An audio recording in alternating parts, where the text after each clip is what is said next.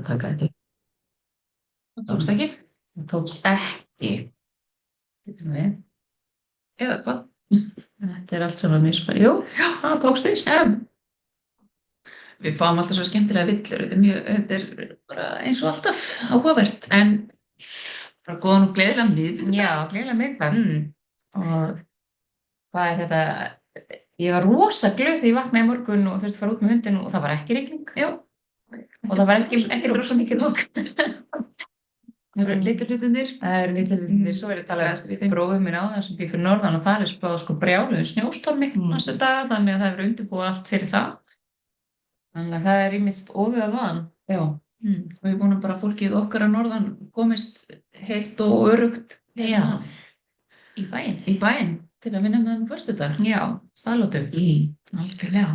En við erum að vanda hér, við erum á skrifstofunni að undirbúa jólin og það er aðalega orkusteinar sem við erum að vinna með okkur núna og hlökkum til að sýna ykkur alls konar skemmtilega hluti. Já. Og við erum náttúrulega með fulla búð af nýjum vörum, fullt af kristallum og spilum og alls konar spennandi gúmmilaði. Og svo náttúrulega má ekki gleyma því sem við erum með á vefnum okkar, hugleiðslum og námskeiðum og fleiri þetta. Og við fáum alltaf svolítið mikið af svona spurningum og skilaboðum hvar fólk getur fundið hitt og þetta, við hvern sé hægt að tala til að leysa vandamál og það kannski leiðir svolítið inn í umræðefni dagsins. Já. Því að í dag ætlum við að tala mátt bænarinnar og mátt þess að biðja ljósvörðnar í kringum okkur hjálp. Og leið svona, því að ég veit að leið þegar við förum að biðja að þá vegna þess að við erum náttúrulega mennsku og með svona heila sem við stundum aðeins að rugla í okkur, að þá fyrir við að vefjast fyrir okkur okkur hvernig við biðjum hvað, þarf við eitthvað skráta niður, er þetta einhverjir flokkar, hvernig er þetta, þannig að við kannski líka aðeins að tala það, hvern biðjum við hvað. Og endilega þið hafið spurningar sem að vakna á meðan að við erum að spjalla eða ef við erum að horfa eftir á, endilega skrifið spurningarnar í athugasemdir og við komum að þeim bara hvort í lok spjallsins eða getum þá svara skriflega eftir. En stutta svarið kannski við mætti bænarinnar að hann er mikill. Máttur bænarinnar er mjög mikill og sterkur. Já. Og þess vegna megum ekki gleyma því að biðja. Hvort sem það er að biðja eitthvað fyrir okkur eða biðja vernd, biðja hjálp fyrir aðra eða hvað sem er. Biðja fyrir, við sáum náttúrulega það eru stór fyrirbænahópur til dæmis á Facebook og mismunandi andlegir hópar sem við erum að biðja fyrir öðrum. Já. Og kannski við líka að taka það fram í byrjun að bæn þarf ekkert endilega að tengjast einhverjum ákveðnum trúarbrögðum. Við erum ekki að biðja til einhvers ákveðins guðs eða spámanns eða neitt svoleiðis. Þannig að bæn er bara okkar hreina og tæra ósk til þess almætti sem að við tengjumst, hvaða nafni, hvort það heitir einhverju nafni, eða bara kærleiksljós og uppspretta eða hvað sem er. Þetta snýst ljós og kærleika. Já. Og er ekkert flóknara það, en við erum að biðja í tærum kærleika eitthvað eða eitthvað fyrir okkur eða aðra. En svo má heldur ekki gleyma því stundum að hlusta líka. Nei, við erum ekki alltaf góð í því. Það er svo góð þessi sögn að við notum bænina til að biðja eitthvað og hugleiðslu til að hlusta. Já, en svo líka við getum í rauninni beðið hvað sem er, alveg sama, það getur verið alveg frá hennu smáa, frá því við erum bara að biðja bílastæði þegar við þurfum að leggja í miðbænum og yfir í eitthvað stórt og mikið sem við óskum fyrir okkur sjálf eða fólki sem okkur þykir vænt Og bænin hefur alltaf mátt, þó við séum að biðja alheimsfrið. Þó að við sjálf getum kannski ekki stigið inn í aðstæður og skapað alheimsfrið, þá mun bænin okkar alltaf hafa áhrif. Og þetta er orka sem við erum að senda út í heiminn, þessi friðar orka og leið og við erum að biðja eitthvað að þá, fyrir mér allavega er það mikilvægast að treysta því síðan að orkan fari þangað sem hún þarf, treysta því að það sem ég bið fyrir mig eða aðra komi á réttum tíma fyrir þann sem á þarf að halda En það sem mér finnst líka mikilvægt að sleppa tökum á því sem að ég að biðja Já, kannski sleppa einmitt. Maður getur bæði fest í því að ætla sér að þrábiðja hlutina. Að því að við erum svo vön því að þessi talað staðhæfingar og annað slíkt og maður þurfi stanslaust að vera að fara með þar til þess að eitthvað gerist. Já. En þegar við biðjum þá þurfum við bara að biðja og svo sleppa tökunum. Já. Og sleppa tökunum á því á hvaða hátt niðurstaðan birtist okkur. Því að stundum kemur svarið við bæninni á allt annan hátt en við vorum búin að ákveða. Þá þurfum við líka að vera opin fyrir því að taka móti verðlaununum eða hvað sem við getum kallað það. Því sem við biðjum. Já, kraftaverkinu sem við báðum á þann hátt sem það birtist okkur. Þú átt nú gott dæmi það. Já, ég átt gott dæmi það. Þegar ég var síðast einhleyp, sem var nú svolítið síðan, það var ekki löngu áður en að ég held að vera áramótin sem að rétt á hann, ég kynni semst mannin minn í febrúar. Í janúar vorum við að vinna svona, gerðum alltaf draumaspjöld í janúar eftir áramótin, svona fyrir árið, hvaða var sem við vildum og á þeim tíma átti ég einu dóttur sjálf og mér langaði svo í fleiri börn og ég setti á draumaspjaldi, þá setti ég svona alveg hópa börnum að leik og svo setti ég heimili og eitthvað bara sem að mig dreymdi að fá til mín þetta árið og ástina og allt svoleiðis. Og svo hitti ég þennan dásamlega mann sem að segir mér strax á byrjun bara ég ætla ekki að fleiri börn og þá klóraði ég mér nú aðeins í hausnum sko hvernig draumaspjaldi hefði nú eiginlega en þá kom ég ljósa nátti 5 börn.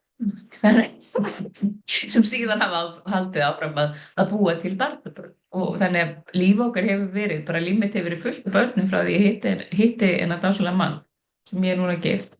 En ég hafði ekkert sett nákvæmlega fram, ég vil eignast fleiri börn sjálf og ganga með og svoleiðis heldur, bara ég setti bara, ég vildi fá fleiri börn og svo sannarlega fekk ég þau. Já.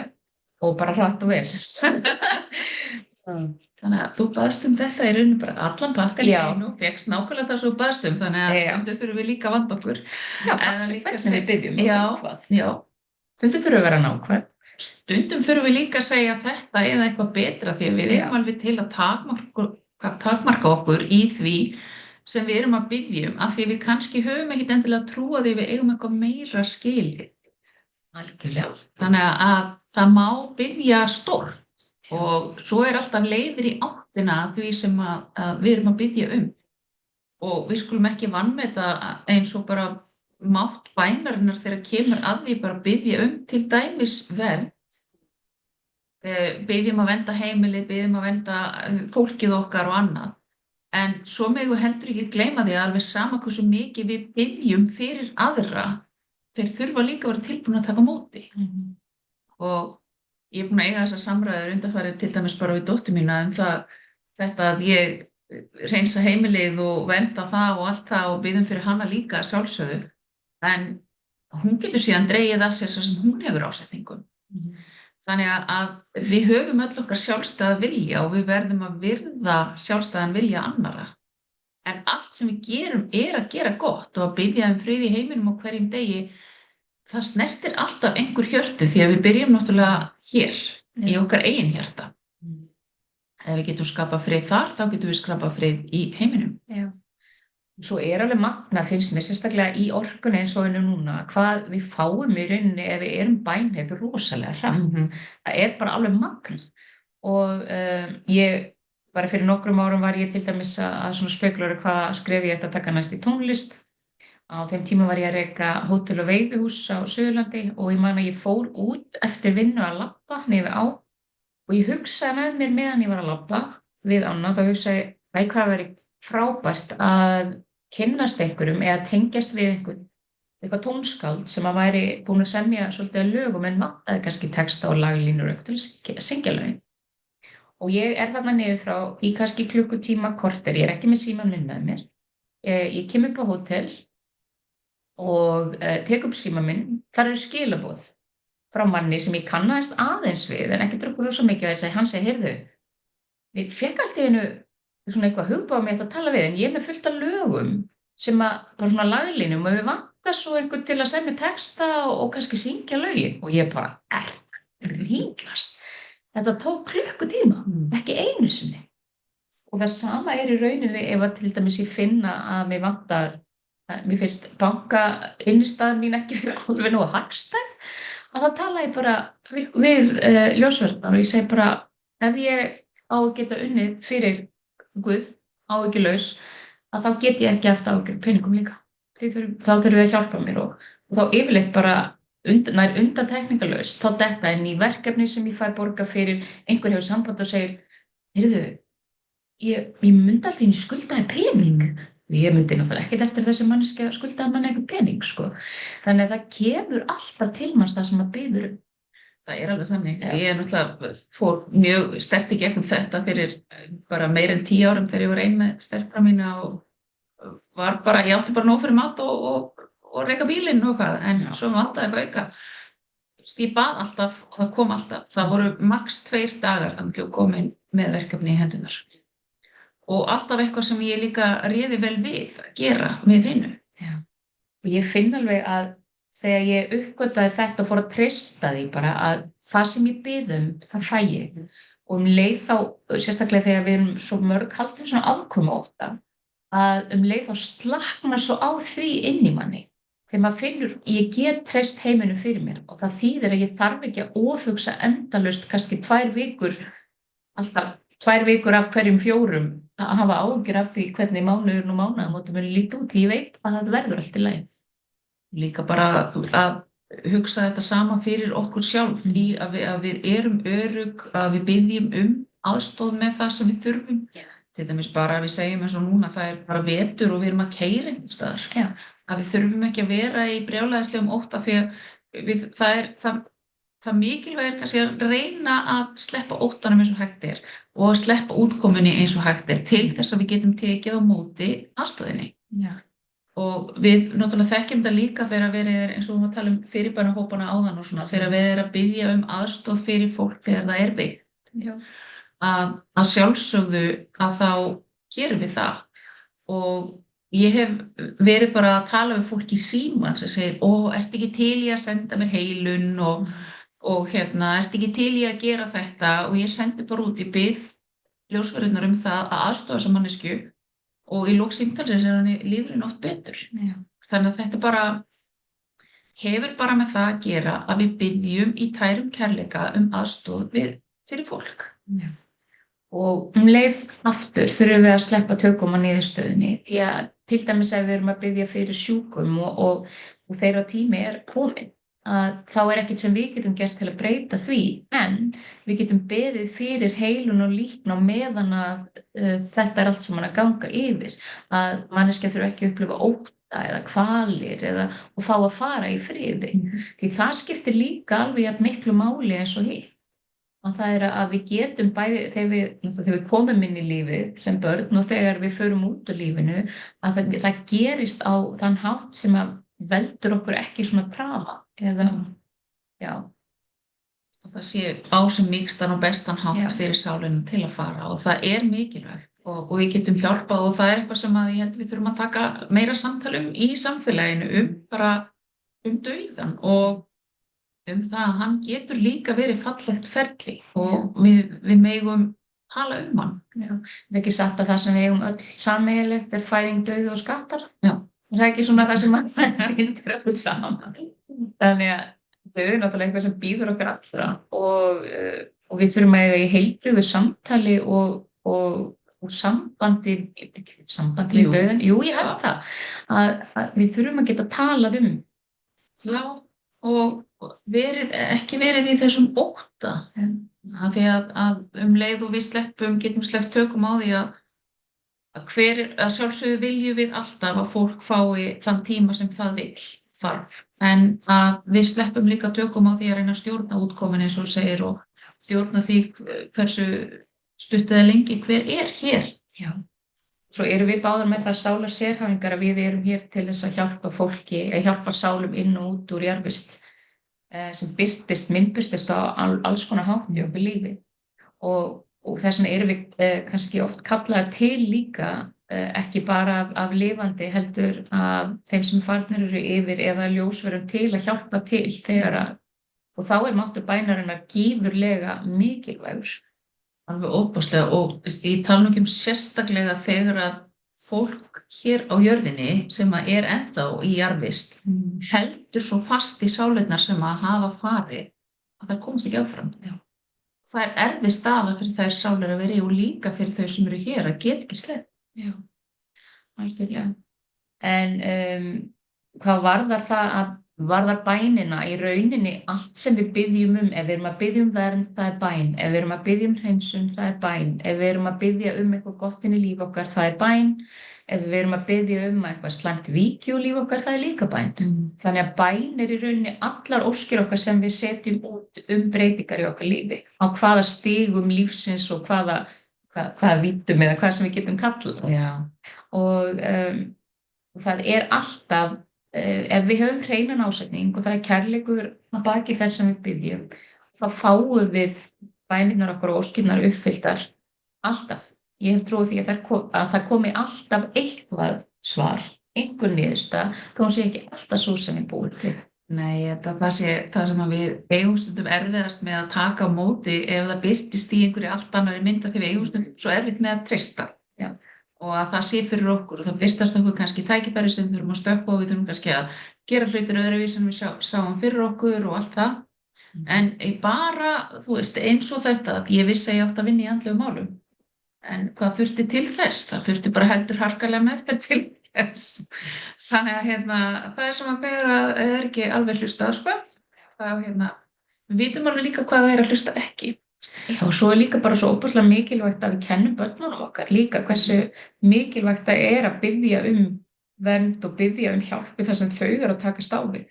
Ég á dóttur sem hún er ekkert mikið svona að veflast í því sem ég er að gera, en ég segi henni frá og við hlustum á hvora aðra og það sem ég lagt mikla áherslu til dæmis hjá henni er þetta að geta beðið englana aðstoð ef það er eitthvað. Og ég var búin að tala þetta við hana kannski einu sinni tvisvar og segi bara ok, hún hefur spurt, hvað gerir þú þarft hjálp? Og ég segi, ég bið englanum að hjálpa mér. Já, hvernig gerir það? Og þá sagði ég henni það. Og svo hélt ég að hún hefði ekkert verið að hlusta. Svo bara 2 árum seinna eða eitthvað þegar hún komin í framhaldsskóla og er að glíma við eitthvað og vinkonan hennar er að glíma við eitthvað erfitt í framhaldsskólanum. Og við erum svona eitthvað að tala hennar áskoranir og hvernig dóttir mín sjá fyrir sér að hún komist út úr þessu og þá segir dóttir mín, veistu það, mamma, ég bara sagði við hana að bara biðja englanum aðstoð, biðja hana bara að hjálpa henni og hún gerði það og það virkaði. Og ég bara, já, ok, já, þannig að þú varst að hlusta. Já, ég biðja oft hjálp sjálf, sko. Þau heyra miklu meira en við áttum okkur á. Þannig að það er bara gott að vera góð fyrirmynd og einmitt tala þetta. Þegar við megum tala bænina, við megum tala mátt bænarinnar, þó við séum ekkert endilega, því úlingarnir eru ekkert allir endilega getu ímyndað sér þetta væri bara í einhverju boxi trúarlegu eða öðru, en við erum bara að biðja í kærleika og í ljósi. Já. Og við höfum náttúrulega þá trú og höfum svona fengið þau skilboð til okkar að trúarbrögð muni hvort er öll hverfa og þetta mun allt renna saman í bara kærleika, þannig að við skulum bara einblína á ljósi og kærleikan í okkur sjálfum og okkar tengingar og að verða bestu útgáðunar okkur sjálfum og við getum það með aðstoð ljósverana og englana og allra þeirra sem við biðjum til. Við þurfum ekki sterkan ramma. Nei, til þess. Ég kalla, sko, þegar ég bið það er sumir sem er svo hræddir við þetta orð Guð af því það er svo mikla skírskotun í trúarbrögð, þannig að ég kalla bara Guð minn og ég sest stundum niður og tala við Guð minn. Nú þarf ég aðeins að fá smá hjálp og það er gott að finna bara eitthvað gott nafn, eitthvað sem er svona hlutlaust fyrir okkur ef okkur finnst óþægilegt að segja Guð, kallið það bara Sjóhunu eða Artúr eða eitthvað, það skiptir engu máli. Svo lengi sem að þetta er það sem þið eru að biðja til og biðja hjálp. Já, og ekkert gleyma að þakka fyrir. Nei, mjög mikilvægt. Ég byrja ofta á að segja bara takk englandi mínir fyrir og svo allt sem á eftir kemur. Og þakka fyrir í lokin líka þegar rómsan er búin. Algjörlega. En það getur verið bara hvar sem er. Ég get setið í bílnum og það kemur eitthvað í hugan og ég byrð bara aðstoð með það. Og það er líka eitt af því sem kannski kemur í veg fyrir að við ofhugsum að fara frekar, það er ein af leiðunum sem ég hef notað til þess að hætta ofugsa hlutina, bara hreinlega að biðja aðstoð. Já. Og reyna að sleppa tökunum Já. á því. Við vonum bara að þetta hafi verið gagnlegt spjall fyrir ykkur og bara hvetjum ykkur til að biðja það sem ykkur vantar inn í lífið og það má alveg biðja hrærivél, sko. Það er alltaf lægi ef ykkur vantar hrærivél að þá bara, þá kemur hún einhvern veginn, hvað sem við fáum meir pening til að geta keypt ykkur hrærivél, einhver að skipta út, gefur ykkur hrærivél, við sjáum einhverja ódýra hrærivél, þetta bara, þetta snýst að má biðja allt og við verðum stundum svo feimin að bara, ég ætla ekki að biðja eitthvað svona veraldlegt, þá ég bara algjör eitthvað. Ég bið bara stundum bara, eins og núna ég bið bara, mér vantar nýjan bíl og ég vil bara fá nýjan góðan bíl og allt leysist með að selja hinn og gera allt sem þarf að gera til ég geti fengið góðan bíl sem góður fyrir allt það sem ég þarf að gera. Já, það nefnilega mikilvægt líka að við séum bara í bæði, ekki bara sátt við okkur sjálf heldur, að við getum lifað því þægilega lífi og þá ekkert að tala endilega þessi allt flæðandi allsstaðar af öllu dóti sem við getum ímyndað okkur, heldur bara að við lifum því lífi sem okkur langar til að lifa, því það eru mismunandi hlutir mikilvægir fyrir okkur. Já, og líka muna það eftir því sem okkur lifir betur, því meira höfum við að gefa og það smitast alltaf út frá okkur. Algjörlega. Þannig að bara takk kærlega fyrir að hlusta og endilega smelli like á vídeóið og skrifið einhver athugasemd ef að þið viljið. Takk Sigga fyrir skilaboðin, við elskum þig líka, takk fyrir að vera með okkur og eigið bara dásamlega miðvikudag og rest þangað til að við sjáumst eftir viku. Takk fyrir.